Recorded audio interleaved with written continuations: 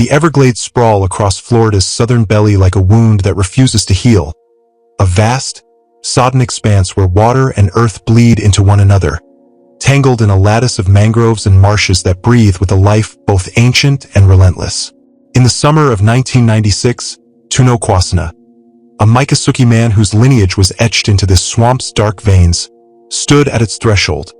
A 26-year-old ranger assistant whose hands bore the calluses of airboats and fishing lines, whose eyes held the quiet wisdom of a childhood spent navigating its labyrinthine depths. The air that season was a cauldron of heat and damp, thick with the whine of mosquitoes and the sour reek of decay, a living hymn that cloaked a silence poised to strike. Tourists flooded the boardwalks then, their voices a discordant chatter against the cicadas' drone, their cameras flashing at alligators that lounged in the sun's merciless blaze, blind to the shadows that coiled beneath the surface. Tuno was no stranger to the swamp's caprices. Its trails that melted into water, its sounds that twisted with distance, its moods that shifted like the tides. But that summer, something ruptured, something primal and ravenous that turned his sanctuary into a stranger's domain. It began with a hiker's vanishing, then siblings lost to the canal's edge, their rods snapped like brittle twigs. By the time the researchers he guided scientists hunting invasive pythons stumbled into its jaws, the Everglades whispered of a presence that defied gator or panther, a terror clad in claws and scales that left shredded raccoons and human flesh as its calling card. This isn't a ghost story to dismiss with morning's light. It's carved in the mud with circular tracks, scented with a metallic stench, voiced in screams that pierce the night, proof of a swamp demon that guards its realm with a hunger no soul can evade. Step into the forbidden excavation of a horror that doesn't merely dwell in the dark. It rises from it, inevitable and eternal. The wetland's restless pulse. Tuno Kwasana was born to the Miccosukee, a people whose roots sank as deep as the Everglades' sluggish currents, their lives a thread woven into its fabric long before highways scarred its fringes. In 1996, he was 26, a lean figure with skin burned to a deep bronze by decades beneath the swamp's unrelenting sun. His black hair cropped short beneath a faded ranger's cap, his eyes sharp with instincts honed before he could read a page. The wetlands were his cradle, a sprawl of mangroves whose skeletal branches clawed at the sky, marshes that stretched into a green haze where the horizon dissolved, the air a stew of wet earth, fish rot, and the faint tang of salt that clung to his lungs like a second skin. As a boy, he darted through its channels in airboats, the engine's roar a counterpoint to the heron's piercing cries, fetching bait or hauling gear for uncles who spun tales of gators and spirits to tourists with sunburned noses and wide-eyed grins. Those summers had shaped him, his hands learning the heft of a paddle before a pencil, his ears attuned to the swamp symphony, the basso croak of bullfrogs, the rustle of sawgrass in the wind, the splash of a fish breaking the surface. By his mid-20s, he traded those childhood errands for a ranger assistant's badge, a job that paid in sweat-soaked shirts and solitary hours rather than glory, its rhythm dictated by the swamp's ceaseless churn, patrolling trails that vanished into water, clearing fallen branches from boardwalks, guiding the curious through a wilderness that swallowed the careless whole. That summer, the Everglades pulsed with outsiders, their sandals slapping against weathered planks, their voices a jarring intrusion over the frogs' deep chorus, their hands slapping at mosquitoes that swarmed in relentless clouds. Alligators basked in the shallows, their hides glistening with algae, their eyes glinting like wet stones above waterlines stained green, while tourists snapped photos, their laughter echoing through the cypress stands. Tuno moved among them with a quiet grace, his boots sinking into the mud with each step, his hands steady as he pointed out a heron's nest perched high in a mangrove or steadied a child peering too close to the water's edge. It was routine, a life he'd carved from the swamp's embrace, its rhythms as familiar as his own heartbeat, until the University of Florida researchers arrived, three figures in khaki vests and sensible shoes, their accents crisp with the clipped precision of academia, their gear a tangle of cameras, tagging devices, and spiral-bound notebooks. Their mission was to track Burmese pythons, those silent invaders that slithered through the ecosystem like shadows, their coils tightening around prey that once belonged to the swamp's native lords. Gators, panthers, the occasional hawk. Tuno was their guide, a bridge between their sterile data and the swamp's living pulse, hauling equipment through waist-deep water that sucked at his legs, logging numbers under a sun that baked the air into a shimmering mirage. The work a slow grind, hours of slogging through muck, the buzz of flies a constant hymn, the swamp's breath warm and heavy against his neck. The researchers were a mismatched trio. Dr. Leeds, the leader, a wiry woman with graying hair pulled into a tight bun, her eyes sharp behind wire-rimmed glasses, her voice carrying an unshakable certainty that grated against Tuno's quiet doubts. Andy, a lanky grad student with nervous hands and a mop of blonde hair that fell into his eyes, his enthusiasm dampened by the swamp's relentless heat, and Maria, a quiet biologist whose dark eyes scanned the horizon with a wariness Tuno recognized, her fingers deft as she adjusted camera lenses or scribbled notes. They'd been at it 2 weeks, their tents pitched on a rare hump of dry ground near a sluggish canal, their days a blur of waiting and waiting, their nights filled with the hum of portable generators and the scratch of pencils on paper. Tuno liked the work, despite its tedium. It kept him outdoors, away from the ranger station's stale coffee and fluorescent hum, rooted in the swamp's embrace where he belonged. But then the first hiker vanished, and the swamp's pulse quickened. It wasn't unusual at first. The Everglades could twist a trail into a knot, its cypress shadows blurring one path into another until even seasoned walkers lost their way. Tuno had seen it before.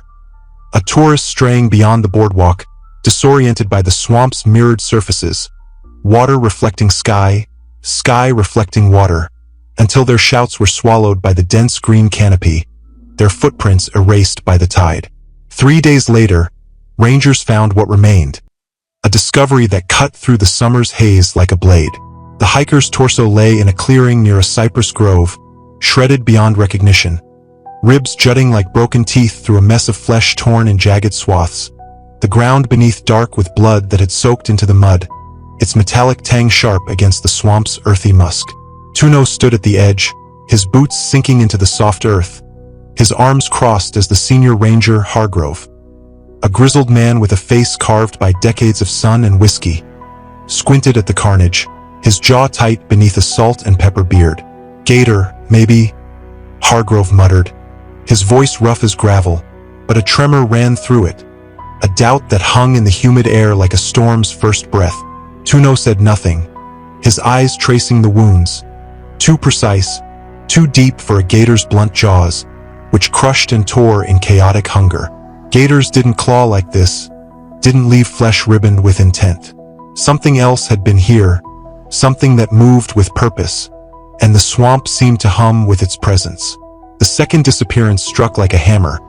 Teenage siblings, a brother and sister fishing along the canal banks, their car a battered sedan parked at the trailhead, its windows fogged with dew, a cooler of soda still sweating in the back seat.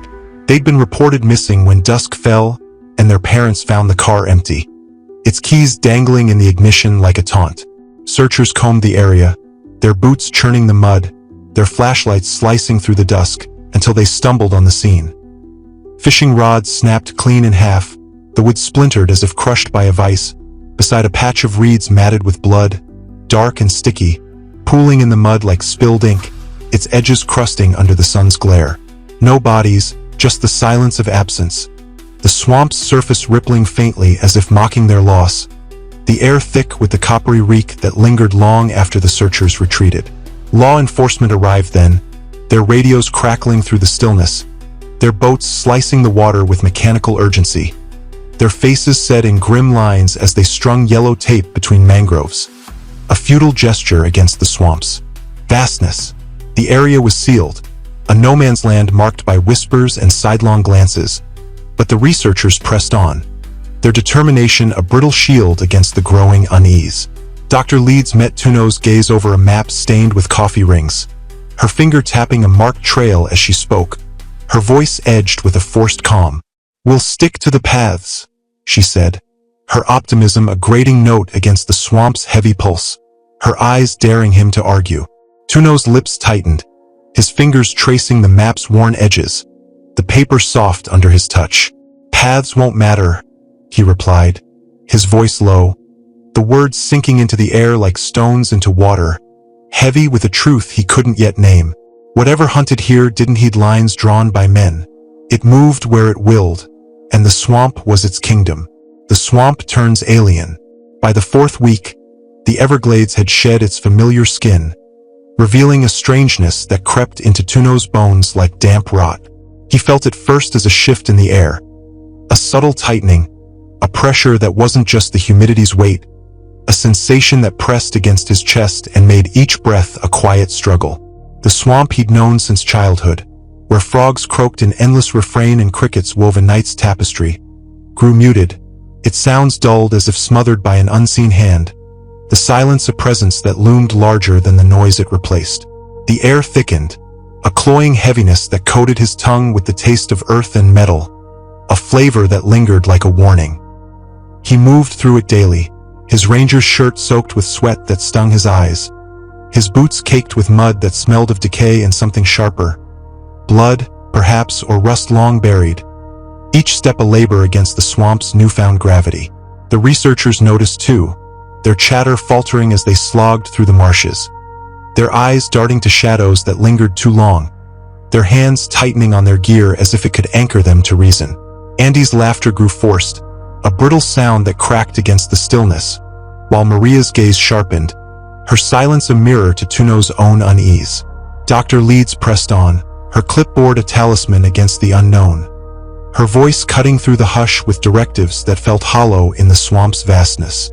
One morning, near their campsite, a cluster of tents pitched on a rare hump of dry ground, its edges ringed by cypress roots that twisted like veins.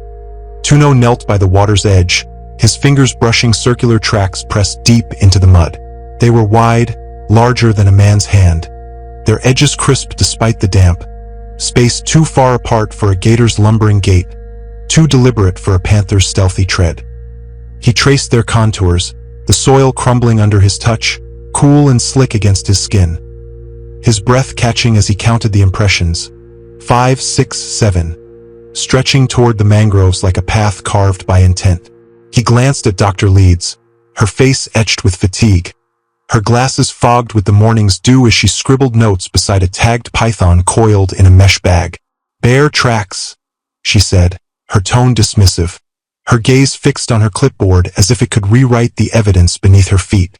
Tuno's jaw clenched, his eyes narrowing at the horizon where cypress trunks rose like sentinels, their bark peeling in strips that fluttered in the faint breeze. "No bears here," he murmured, his voice a quiet rebellion against her certainty, the words swallowed by the swamp's hush. The Everglades held no such beasts. Gators, yes, panthers in the shadows, but bears belonged to the forests of the north, not this waterlogged realm. These tracks were something else, something that moved with a purpose the swamp itself seemed to recognize, its silence a bow to their maker. That night, sleep eluded him, the tense canvas a flimsy shield against the swamp's restless gaze, its fabric damp with condensation that dripped onto his sleeping bag in slow, maddening beats. The researchers snored softly, their exhaustion a fragile armor against the night, while Tuno lay awake, the humidity clinging to his skin like a shroud, his shirt plastered to his chest with sweat that smelled of salt and fear. He rose, restless, the damp air cool against his bare arms as he slipped from the tent, his flashlight a weak spear against the dark that pressed in from all sides. The boardwalk trail stretched before him, its planks slick with dew, winding through a grove of mangroves whose roots arched from the water like the ribs of some ancient beast, their shadows twisting in the flashlight's beam. He knew the path by heart, each creak of wood underfoot, each knot where the planks bowed, each turn where the mangroves leaned close, their leaves brushing his shoulders with a whisper that mimicked voices. It led to an observation platform perched over a shallow pool, its surface a mirror of moonlight that shimmered like spilled mercury, the air above it thick with the scent of algae and rot. He climbed the steps, the wood groaning beneath his weight, and stood at the railing, the metal cold against his palms, the night's stillness a balm that eased the tension from his shoulders.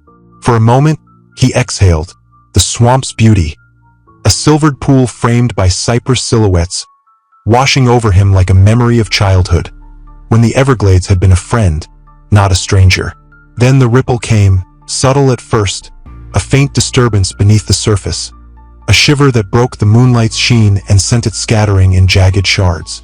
Tuno froze, his flashlight beam trembling as it swept the pool, its light swallowed by the water's depths, catching only the faintest glint of movement.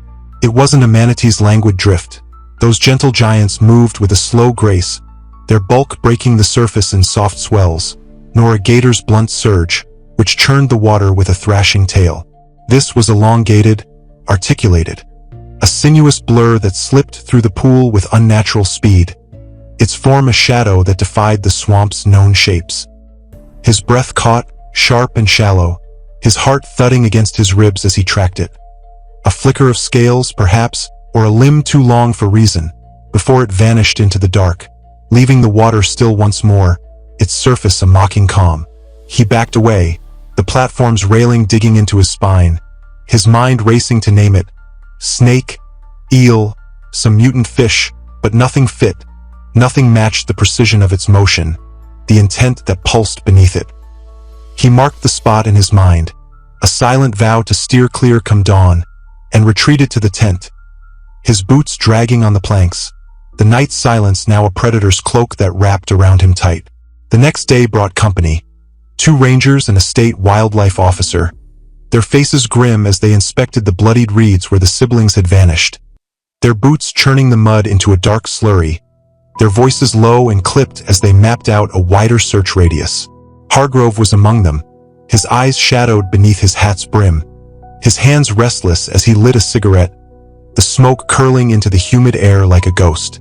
The wildlife officer, a stocky man named Ruiz with a mustache that hid his frown, paced the canal's edge, his binoculars trained on the water as if it might yield answers. They planned to scour the swamp's fringes, their boats idling nearby with a mechanical growl, but their eyes betrayed a hopelessness Tuno recognized, a resignation that whatever had taken the siblings was beyond their reach. "If it's a gator, it's a big one," Ruiz said, his hand resting on his holster, his gaze lost in the mangrove's tangle, the words a prayer against the unknown. "If it's not, well, let's hope it's just a gator." Tuno lingered nearby, silent, his arms crossed as the researchers unpacked their gear near a dense patch of mangroves, their cameras clicking like insects against the swamp's hush, their voices a murmur beneath the weight of the morning. He hauled their equipment, cables, tripods, a crate of tagging gear, his muscles straining under the load, his shirt clinging to his back with sweat that dripped into his eyes, when a stench hit him, thick, metallic, a sour note that clawed at the back of his throat, distinct from the swamp's familiar rot of fish and leaves. He paused, sniffing the air, his head turning to chase its source, the mangroves standing impassive, their roots a knotted wall that hid the horizon. It wasn't the musk of a dead gator, nor the sweet decay of a drowned raccoon. This was sharper, a blade of scent that cut through the damp, leaving a taste like blood on his tongue. "You smell that?" he asked Dr. Leeds, her nose wrinkling as she nodded, her voice clipped and impatient. "Probably a dead animal nearby. Let's keep moving." She waved a hand, dismissing it, her focus on a camera lens smudged with mud, but Tuno's frown deepened, his eyes lingering on the shadows where the mangroves twisted into a lattice of green and black. He followed, the scent a ghost that trailed them through the muck, a thread of unease that wove itself into the day's fabric, tightening with each step. The swamp was speaking, its voice a whisper of metal and rot, and Tuno listened, though he couldn't yet decipher its words. They hadn't gone far, perhaps 100 yards, the mud sucking at their boots, the air buzzing with flies, when Andy yelped, his finger jabbing toward a cypress tree that loomed over the trail, its bark scarred with lichen. Tuno turned, his breath catching in his throat as he saw it. A raccoon, mutilated, dangling from a branch like a grotesque ornament, its body swaying faintly in the breeze, its limbs twisted at impossible angles, bones snapped and bent backward, deep gouges carving its flesh in parallel lines that glistened with drying blood, its belly split open to spill entrails onto the roots below, a dark tangle that steamed in the humid air. Flies buzzed in a frenzied halo, their drone a counterpoint to the swamp's silence, their wings glinting in the sunlight that filtered through the canopy. The sight punched the air from his lungs, a visceral jolt that rooted him to the spot. his stomach lurching as the metallic stench sharpened, mingling with the raccoon's decay. "That's not normal," he said, his voice a low rasp, his gaze locked on the carnage, his mind racing to explain it. A hawk, a bobcat, some desperate scavenger. But nothing fit, nothing matched the precision of those wounds, the deliberate cruelty of its display. Andy swayed, pale and queasy, his hand pressed to his mouth as if to hold back bile, while Dr. Leeds hesitated, her clipboard trembling faintly in her grip, her eyes darting from the raccoon to the swamp beyond. "We'll report it later," she muttered, her words a thin shield against the growing dread, her voice cracking at the edges. They pressed on, the swamp's stillness now a weight that pressed against their skulls. Every snapped twig a gunshot in the silence, every rustling leaf a whisper of pursuit. Tuno's nerves sang with tension, his head swiveling at each sound, his hand brushing the knife at his belt. A dull blade, more habit than weapon, its edge worn from years of cutting twine and scaling fish, laughably inadequate against whatever had done this. The night's jaws open. Sleep came fitfully that night, the tent a stifling cocoon where humidity and fear coiled tight, the air inside thick with the smell of canvas and sweat. Tuno drifted in and out, his mind snagged on the raccoon's twisted form, its entrails glistening in the sun, the circular tracks pressed into the mud, the ripple in the pool that moved with a grace too alien for the swamp he knew. His sleeping bag clung to his legs, damp with perspiration, the fabric rough against his skin as he shifted, restless, the night's heat a blanket he couldn't shed. Around midnight, a sound jolted him awake. Soft thuds, heavy and deliberate, padding through the underbrush outside his tent, each step a dull pulse that vibrated through the ground into his spine. He held his breath, ears straining, the rhythm too measured for a gator's clumsy stumble, too ponderous for a panther's lithe grace, too close for comfort. It drew nearer, a shadow's weight pressing against the canvas, the air outside growing colder, heavier, as if the swamp itself leaned in to listen. Then it stopped, abrupt and final, leaving a silence that roared in his chest, a void where sound should have been. He waited, heart hammering against his ribs, sweat beading on his brow and dripping into his eyes, stinging with salt. His hand creeping toward the knife beside his pillow, its handle cool and familiar but useless against the unknown. Minutes stretched into eternity, the night offering no answers, no rustle of leaves, no croak of frogs, just the silence, vast and predatory, wrapping around him like a noose. At dawn, he emerged from the tent, the air cool against his damp skin, the sky a pale gray streaked with pink as the sun clawed its way above the horizon. He checked the perimeter, his boots crunching on dew-soaked leaves, the mud soft and yielding beneath his soles, but the ground held no tracks, no claw marks, no circles, nothing to mark the night's visitor. The swamp mocked him with its stillness, its surface unbroken, its secrets buried deep beneath the water and earth.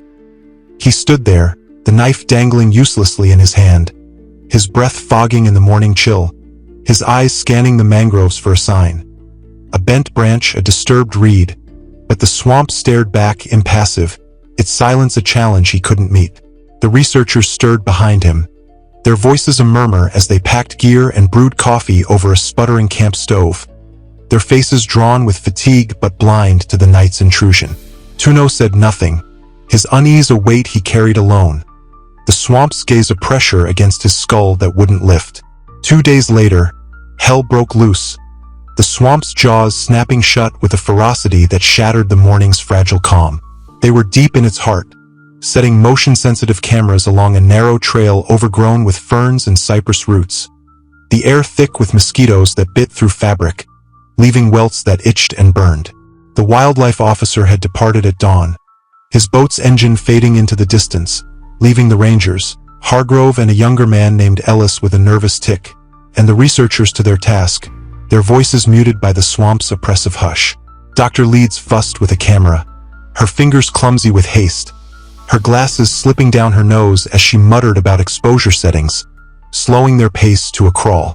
Tuno hauled cables through the muck, his shirt clinging to his back with sweat that dripped into the mud, his arms aching from the weight, his boots sinking with each step. The ferns brushed his legs, their fronds slick with dew, the cypress roots a tangle that tripped him twice, their bark rough against his palms as he steadied himself. A scream shattered the stillness, sharp, guttural, a blade through the dense air that stopped his heart mid-beat. It came from ahead, where Andy had scouted for camera placements, his lanky form lost in the green, his voice a memory of nervous chatter now silenced. They bolted toward it, crashing through brush that clawed at their legs, thorns snagging flesh and drawing thin lines of blood, the swamp a labyrinth of resistance that fought their every step. They found him slumped against a cypress tree, its trunk scarred with lichen and moss, his chest a ruin of shredded flesh, ribs gleaming white through the red, the bones splintered where muscle had been torn away. His hands were frozen mid-reach, fingers curled as if clawing at an unseen foe, his face twisted in a rictus of terror, eyes wide and unseeing, mouth agape in a scream that lingered in the air. Blood pooled in the mud, dark and viscous, its coppery reek mingling with the swamp's rot, a puddle that spread beneath him like a shadow, soaking into the earth with a hunger of its own. "What the hell did this?" Ellis muttered, his face ashen, his pistol drawn but trembling in his grip, the barrel glinting faintly in the sunlight that pierced the canopy. Hargrove cursed under his breath, his cigarette falling to the mud where it hissed and died, his eyes darting to the shadows as if expecting them to move. Tuno's mouth opened, words forming. A question, a denial, but the sound returned before he could speak. The heavy padding, closer now, a predator's stride that vibrated through the earth into his bones, each thud a hammer against his skull.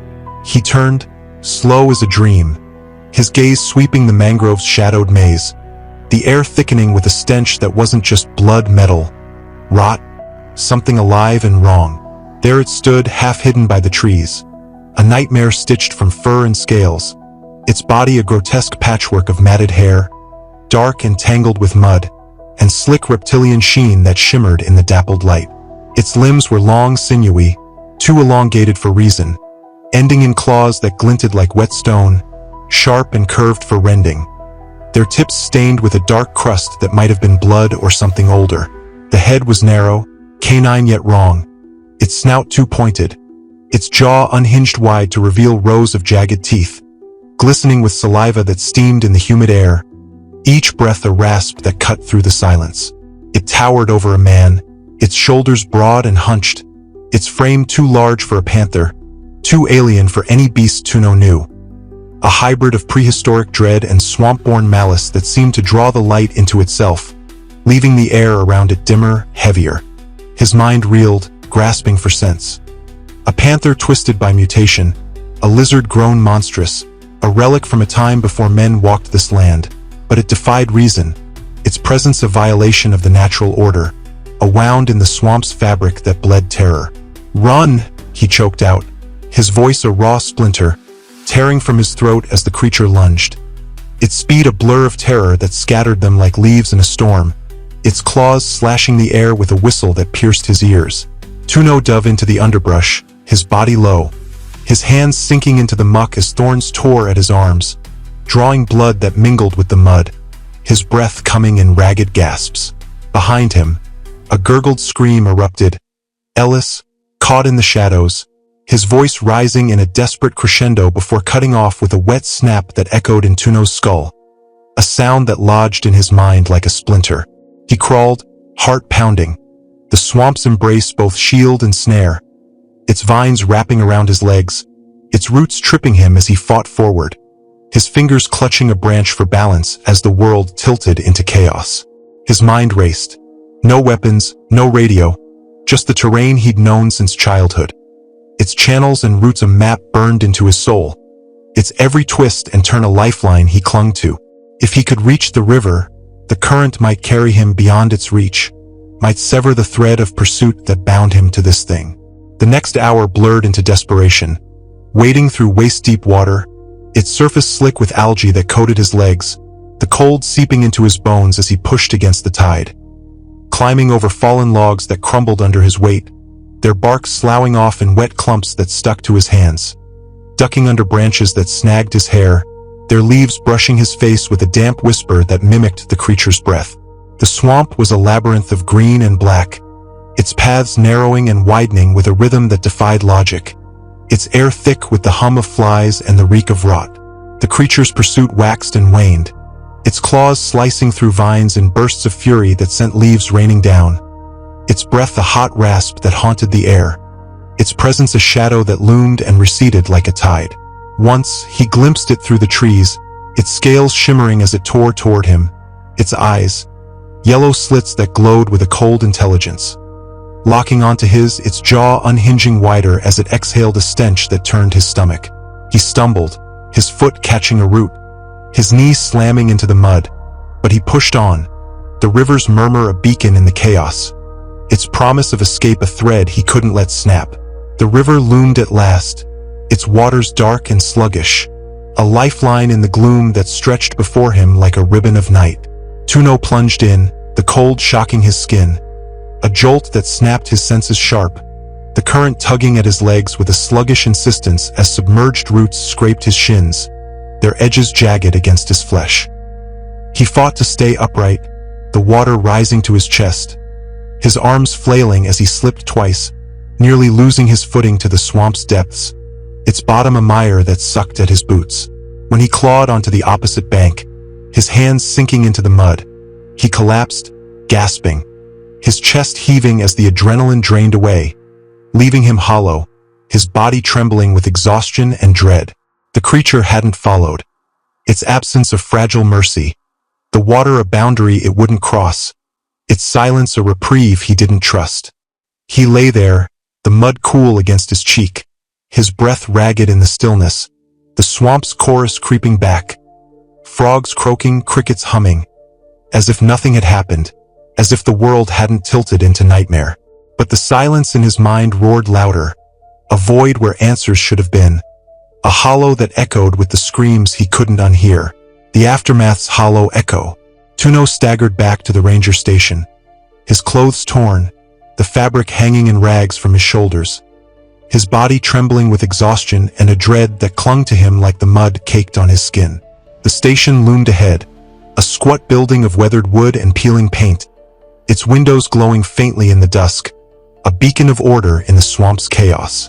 Hargrove awaited him, alone, his arm bandaged with a strip of cloth torn from his shirt, blood seeping through in dark patches, his face a mask of shock beneath the brim of his hat. "It got Leeds and Andy," he said, his voice flat, the words falling like stones into the silence, his eyes hollow as he stared at the floor, avoiding Tuno's gaze. "We couldn't stop it." The air between them thickened, heavy with the weight of loss, the station's walls creaking faintly in the evening breeze, its fluorescent lights buzzing overhead like a swarm of flies.